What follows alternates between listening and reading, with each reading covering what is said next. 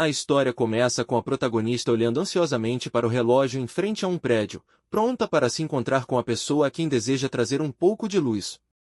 Anos atrás, eles se sentaram diante do túmulo do animal de estimação Jill. Vendo-a de coração partido, ele prometeu se tornar veterinário para que ela nunca mais tivesse que sofrer pela perda de um bichinho.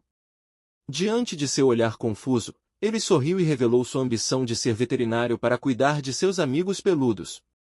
Ao ouvir isso, ela se iluminou de alegria e abraçou Yushi. Com o tempo, ele passou a valorizar cada momento que compartilharam, desde as brincadeiras até as boas notas nas provas, chegando a impressionar Yatsa. Mas então ela lançou a bomba, e iria mudar de escola. Ele a acompanhou até a estação de trem, forçando um sorriso antes que ela desaparecesse na distância. Enquanto acenava para se despedir, não pôde deixar de se perguntar sobre seus sentimentos por ela e desejou-lhe nada além de felicidade. Anos depois, Yushi está largado em sua cadeira, distraidamente puxando uma página gasta de um livro, perdido em memórias distantes. Um colega o repreende por negligenciar sua tarefa de limpeza, mas sua mente confusa não registra nada.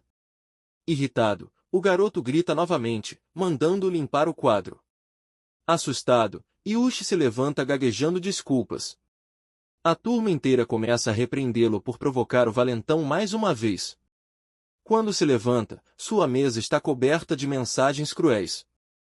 No intervalo, ele caminha silenciosamente pelo corredor, recitando frases motivacionais de suas anotações. Tenta manter-se positivo, mas as risadas zombeteiras atrás dele corroem sua determinação, empurrando-o ainda mais para o isolamento. Ao abrir seu armário da escola, seu coração afunda, os colegas jogaram o lixo todo dentro. A cena alimenta sua depressão, mas ele se obriga a enxergar progresso, lembrando-se de que ainda é melhor do que no ensino fundamental. Segurando firme o sonho de se tornar veterinário, segue em frente. No trem de volta para casa, sente um alívio ao ver sua última prova, seu melhor resultado até então. Logo em seguida, recebe uma mensagem da mãe pedindo que compre o jantar. Ele se apressa, mas mesmo cumprindo a tarefa, o medo não desaparece, o temperamento da mãe era imprevisível. Ao chegar, é recebido pela irmã, mas a visão da casa entulhada de lixo faz sua ansiedade disparar. A mãe, desgrenhada, com os cabelos bagunçados, permanece grudada no celular, alheia a tudo. Na mesa, ele come rápido, ansioso para terminar e poder se concentrar na matemática. Mas, antes que pudesse organizar seus pensamentos, a mãe de repente o questiona sobre sua frustração. Sem esperar resposta, ela o acusa de estar se perguntando por que ela não preparou o jantar. Ele tenta se explicar, mas ela se recusa a ouvir, convencida de que está sendo culpada. Com um estrondo, bate as mãos na mesa e se levanta bruscamente, cabelos caindo sobre o rosto, gritando sobre suas responsabilidades intermináveis, hospital, remédios, empregos de meio período, broncas do Yamato-san e do Nozaki-san.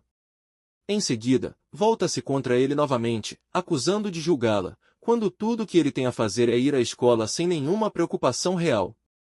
Em um acesso de raiva, joga os pratos de lado e o culpa por ter estragado seu apetite. Chocado e sobrecarregado, ele pede desculpas repetidamente, até se culpando por deixá-la tão zangada. As lágrimas ameaçam cair, mas ele as contém.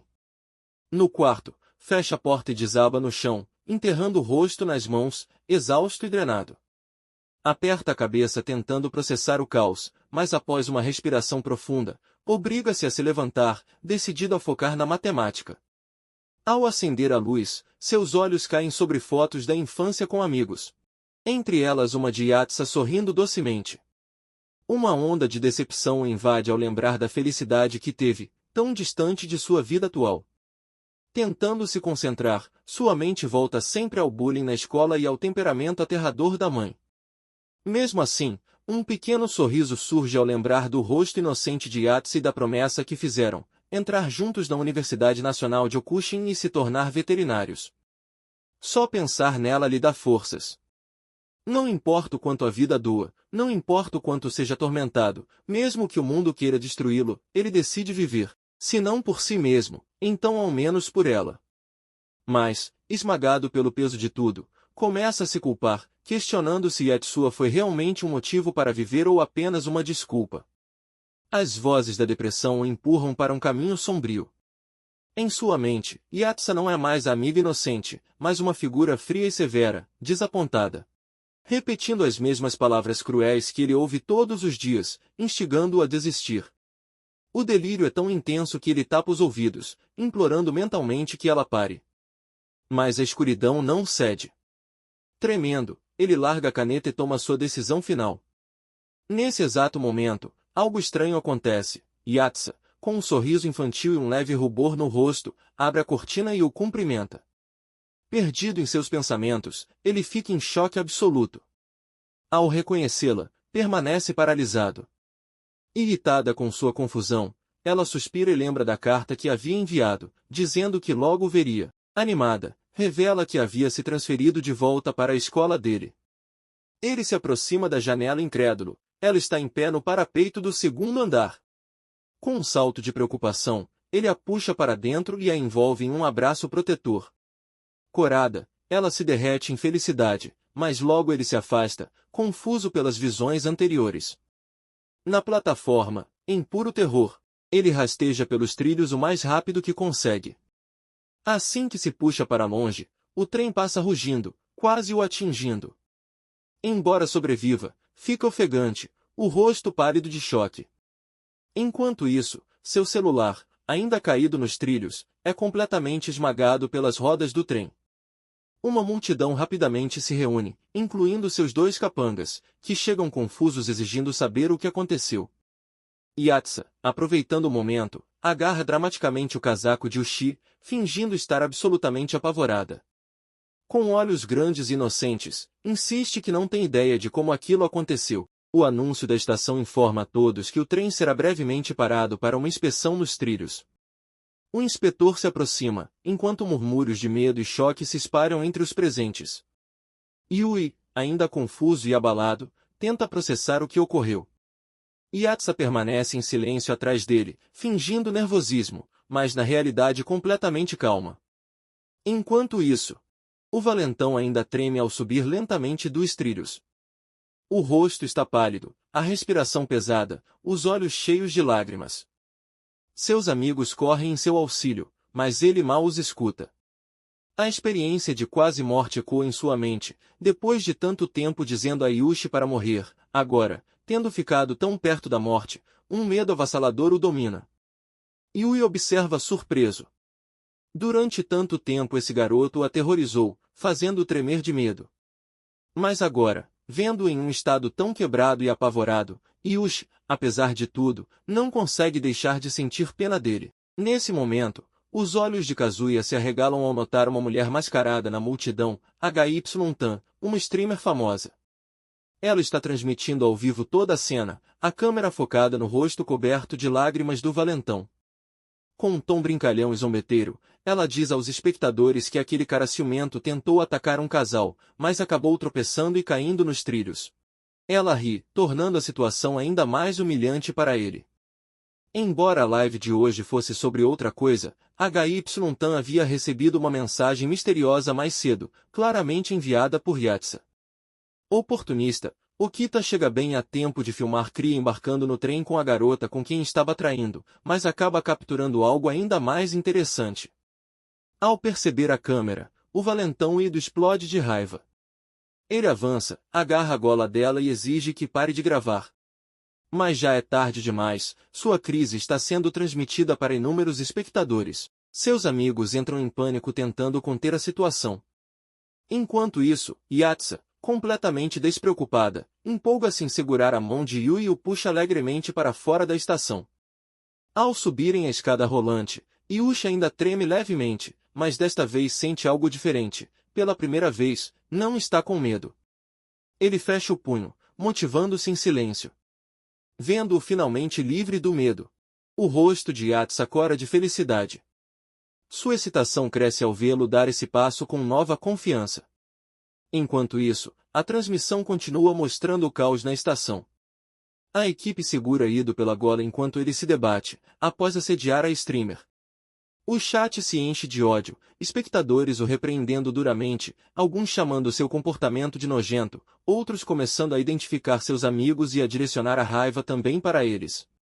No caminho de volta à escola, os pensamentos de Yui derivam para o passado. Ele lembra que Ido foi a razão de ter sofrido bullying sem trégua, não apenas no fundamental, mas também no ensino médio. O que sempre o confundiu era o motivo de colegas novos, que nada sabiam sobre ele, também terem se voltado contra ele desde o primeiro dia. Sua mesa já estava vandalizada com mensagens cruéis, cheias de insultos, palavras que causavam dor e depressão. Desde o momento em que entrou na sala, todos o trataram com desprezo, atirando palavras duras que aprofundaram ainda mais seu isolamento e desespero.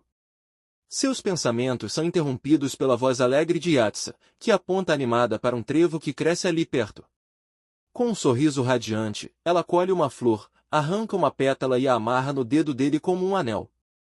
Corando de felicidade, declara de forma brincalhona que, assim como aquela flor, trará alegria à vida dele. Yushi encara a pétala confuso, ainda processando suas palavras. Enquanto isso, ela gira feliz e declara, com absoluta confiança, que apagará todas as suas más memórias e encherá sua vida de felicidade. Ele repete baixinho suas palavras, e por um instante ela congela, percebendo que talvez tenha revelado demais. Rapidamente esconde seu relógio em formato de trevo e, com uma expressão exageradamente animada, insiste que estava apenas falando em trazer diversão à vida dele, além de garantir boas notas. Ao entrarem na escola, Yui ainda se sente assustado e deprimido, principalmente porque Yatsa vai ao escritório para tratar da transferência. Exausto, mal consegue andar. Como esperado, seu armário está novamente cheio de lixo, fazendo seu coração já pesado afundar ainda mais. Com enorme dificuldade, segue em direção à sala de aula. Perto do banheiro, um grupo de alunos ri dele, zombando sobre seus livros que haviam sido rasgados e jogados na privada. Seus olhos se arregalam em desespero ao ver os livros boiando na água. Ajoelhando-se, ele os recolhe hesitante enquanto as risadas ecoam ao seu redor. Com um rosto triste e profundamente abatido, finalmente chega à sala e se senta. Ao abrir o armário, o painel de pétala que Yatsa havia feito naquela manhã se desfaz. A pétala delicada cai sobre sua mesa. Seu coração aperta dolorosamente ao lembrar como ela havia garantido, sorrindo, que aquilo lhe traria felicidade. Quando o sinal toca, a sala inteira fica em choque com a entrada de Yatsa. Com um sorriso brilhante, ela cumprimenta a todos em voz alta e alegre. A sala cai em silêncio. Olhos curiosos se voltam para ela, surpresos com sua presença confiante e calorosa. Seguindo as instruções do professor, a turma silencia enquanto ela se apresenta.